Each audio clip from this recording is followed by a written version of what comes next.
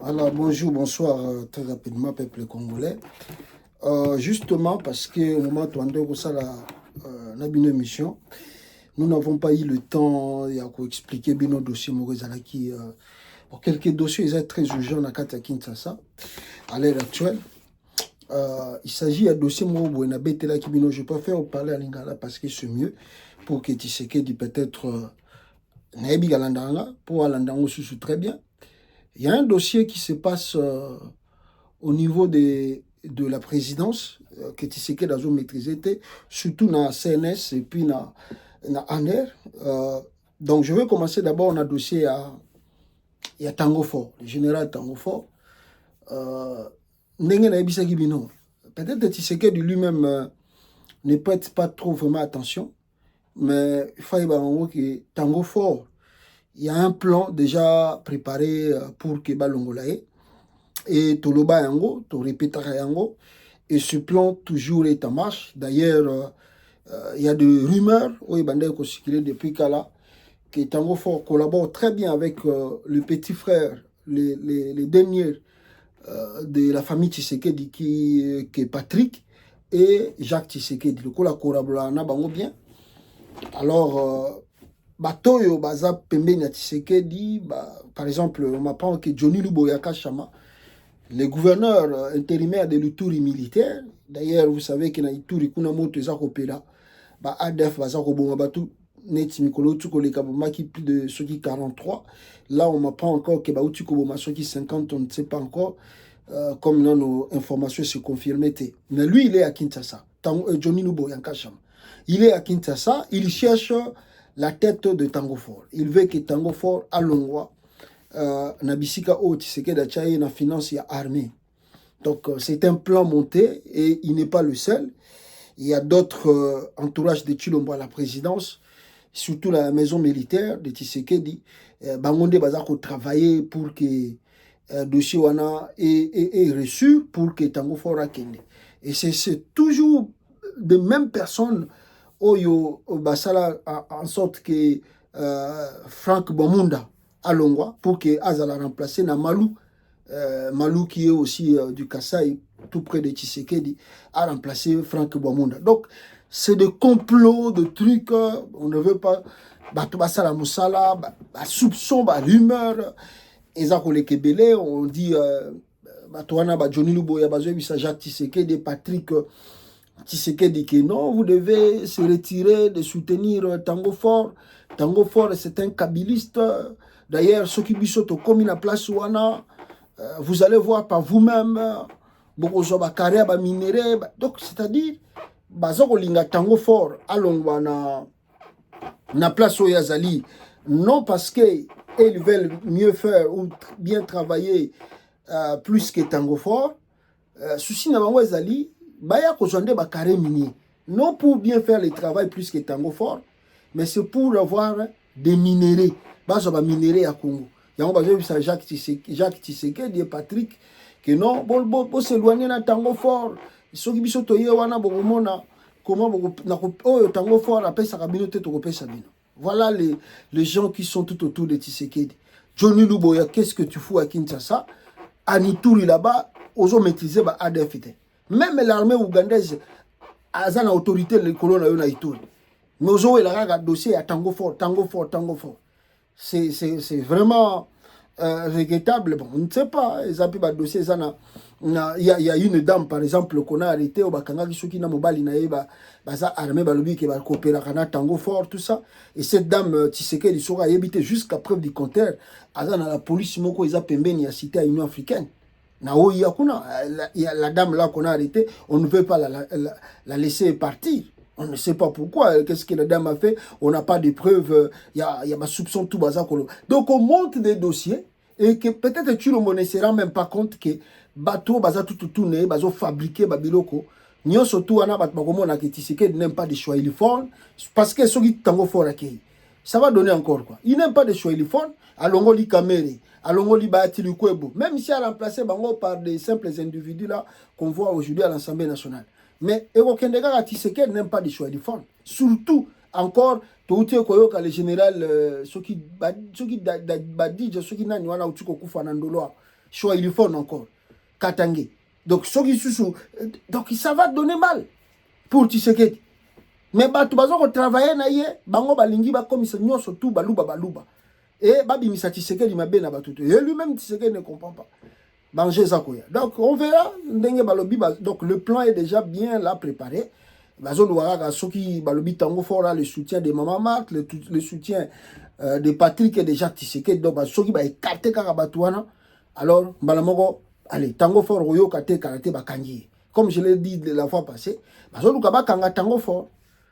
Et ça passe mingi na Tshisekedi na batunaye donc mawa trop donc mais je vous avais dit aussi que na ANR et puis na CNC ya Tshisekedi makambo za komi kuna moi ni même criminalité plutôt excusez-moi et za ko bakisama na Kinshasa surtout dans la capitale ba bandi ba main armée au bozo ko mona baza ko yiba pendant en pleine journée et on les arrête pas, on ne comprend pas baza protégé par qui. Nous avons, la fois passée, je vous ai alerté. Il y a des gens qui sont à l'ANR, au baza na CNC, baza ko protéger ba gangwana. Baza ko protéger ba donc il y a des femelles. Par exemple, on m'a appris que il y a un monsieur là qu'on a arrêté, qu'on appelle si c'est Igendinga, il paraît à frapper, je crois, à frapper qui s'occupe, un politicien, si c'est tout ça, à frapper ceux qui n'avaient pas connu, n'abango basalaka, Azu Mimbongo. Masta na ye, ya Igendinga qui est signalé na CNC, na ANR, oh non, Masta, oh, a frappé, à Zanalar. Bango, au lieu de kangaye, ba déférer devant la justice, bake kuna bake sengalar. Oh, toebi déjà dossier n'engeza boye, yo bengi lara, wa, faut pesa biso par na biso. Tala batati seke nege bazo sa musana kongo. Yo pesa biso par na biso, yo bendi balara, wa, tike la biso ya biso, banini, biso makamuna, yo etali biso te, pesa biso lar na biso, yo ovana no kimia. Et on apprend que, bah, pesi bango $20. Le monsieur là, a pesi bango $20. Bah, puis à CNC, na année.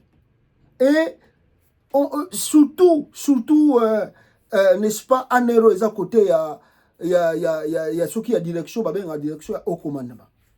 Là-bas, c'est le pur. Ce sont, c'est-à-dire, les choses que vous voyez à Kinshasa, Koulou, les aussi la terre, vous ne comprenez pas. Bateau, comment les gens là peuvent. Donc, ça dit, si, bah, yo kika kake, yo outi potoye, ah, mais tu seras surpris, bah, yo kote lo nandaku, bah, botoli yo tout, bah, ke ba kaboli na batu na bango, ya ANR, surtout na direction au commandement, wana, bah, kaboli yango. Bon, tika la koyo kape bakanyi mutute. Même si bakanyi le lobi kuna batiki, kaka bango moko baza na service, bazo protéger bato. Bango moko bazo protéger. Donc, et puis même si ba outi ko ba yebike, donc je sais pas s'il collabore même avec des gens qui travaillent à la banque. Ou bien à la Western Union. Donc, si vous avez $2000, $10 000, ah, kuna zana 10 000, kuna bazu 10 000. Romona, paf, ba femen ba yoko kote na bino. Na minduki, papa, pesa mbongo. So ibo pesite ba beti pe masasi, mutako kufa pe kanewa. Ale pa ba kozombongo wana ba kenda ngona ba tawo commandement bino bozo ya bino, biso pe tozu ya biso histoire eleki nango. Donc voilà le pourquoi vous sentir criminalité aussi là dans le Congo parce que bata ANR na CNC bazali impliqué bazoko protéger ba femmes si tu sais que tu ne sais pas tozo yebisa yango parce que la population nous alerte tous les jours que tala makambo aussi la tête parce que boye c'est grave surtout na ANR surtout na oya direction au commandement et c'est pas fini. Aucun oyo ya Ipekin ANR musu ezakuna bisika na ebisa kibino Lazou soki colonel Lazou o ya sa côté wana a travailler kana ba master na ye batu na ye o bakitaka na terrain pour que ba traquer batu na je vous ai cité quelques noms de ya colonel Terminator, il y a le colonel ici c'est Franck Belge plutôt excusez-moi Franck Belge et puis na Roger. Bato wana pe lisusu somo na kotrake bato bazoko yoka bazumbo. Bango nde bazako accentuer. Donc, il y a des gens même, on se demande pourquoi colonel Moussou qui l'a joué na balongola kate. Il est là depuis des années, mais on n'enlève pas pourquoi. Parce que si on limbo longolae, bangwa kanae, do ba femen naie, ba kobenga mutalinga longola, oh non, yo longola mutuna biso za na posa combien, ba kateli mutuana quelque chose. Le monsieur là toujours est là. On ne peut pas l'enlever. Criminalité aussi la tête. Chabani impuissant, Jacquemaine Chabani. Il ne maîtrise même pas le service de l'année. Donc, Chabani totalement dépassé, ba militaire wana surtout ya année ba menasaka Jacquemaine Chabani. Na ba femen wana ba menasaka Jacquemaine Chabani.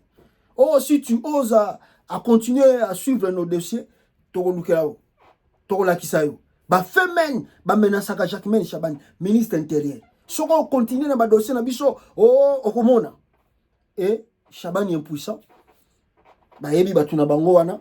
Oh, ba vandi wana na ipekini wana ba colonel Lazuo yo Frank plutôt soki nani commandant soki nani colonel soki commandant Terminator Franc Belge na Roger si ba zumbongo ba yara na stade de martyr wana ba yara na stade de martyr ba lekina sima stade wana misusu nani soki nani Terminator na soki na catch ya grise Franc Belge, soki Franc Belge, yazana na ketcha rouge, ba ya gaga wana na stade de martyr, ba kaboli yaro ba kozwa oyo soki ba femen na bango ba beti ba ou bien ba kena bandaka bato ba jui la rabatu, tant ba aussi ça, ba yena ngona na stade de martyr ba kaboli kaka wana. Et si nango ba palanga ni na bango, ba zongi na bango, ba ki ba longoli mwandamo ba ke pesa mukonzi na bango lazo. Et si ni nango et Tshisekedi n'arrive pas à comprendre comment les Kuluna ne terminent pas. Et la criminalité commise à l'œil. Nous avons un service et à sécurité. À quand est-ce que Tshisekedi prendra ses responsabilités? D'abord, la première des responsabilités, c'est de faire quitter Jacquemaine Chabani comme ministre de l'Intérieur. Le monsieur est menacé par des Ngwaka, on appelle Ngwaka, mais des femelles. Batoyo, coopération Minduki. Il y a côté là-bas. Mawa. Voilà, c'était juste ça pour vous dire que Tango Fort, surtout Tango Fort, le dossier Naïsa trop critique, menacé, même je vous dis, que ce qui a connu, tout évité. Il y a un plan vraiment bien conçu contre lui pour que Alongwana finance ya armée et que ba kangaye même ba lobane que Azamuta Kabila, Azapena Ane et plutôt na M23. Là-bas, sur Bakangio, Ozaga Muta M23. Bon, lobane sur. Oza muta M23 mutabananga azalaki ya mutabananga bino boye bakite donc iloko bazolinga bayebisaka bakosela tango fort makambo ya mwana. Merci beaucoup, à très bientôt, ciao.